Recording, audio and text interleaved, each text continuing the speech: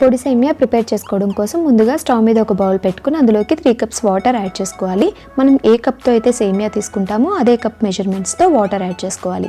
Water heat అయిన తర్వాత 1 cup సేమియా అందులో యాడ్ చేసుకొని 1/2 టీ స్పూన్ నెయ్యి కూడా యాడ్ చేసుకొని మొత్తం అంతా ఒకసారి మిక్స్ చేసుకోవాలి.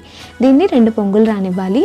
ఎక్కువ ఉడికితే కనుక మనకి సేమియా అనేది ముద్దలాగా అయిపోతుంది. సో 2 పొంగుల తర్వాత ఒకసారి సేమియా ఉడికిందో లేదో చెక్ చేసుకొని వాటర్ మొత్తం డ్రైన్ చేసుకోవాలి. ఇలా ఉడికిన తర్వాత వాటర్ అంతా డ్రైన్ చేసేసుకొని పక్కన పెట్టుకున్న దానిలో ఒక 1/2 కప్ షుగర్ యాడ్ చేసుకోవాలి. ఈ షుగర్ అనేది ఆ వేడికే మనకు కరిగిపోతుంది.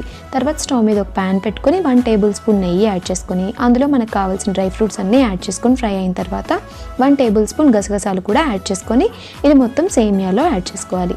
దీంతోపాటు 1/2 టీ స్పూన్ యాలకుల పొడి, 2 టేబుల్ స్పూన్ల కొబ్బరి పొడి, ఎండు కొబ్బరి పొడి అయినా డెసికేటెడ్ కోకోనట్ అయినా యాడ్ చేసుకొని మొత్తం మిక్స్ చేసుకొని ఒక 5 మినిట్స్ పాటు రెస్ట్ ఇస్తే పొడి పొడిలాడే స్వీట్ రెడీ అయిపోతుంది.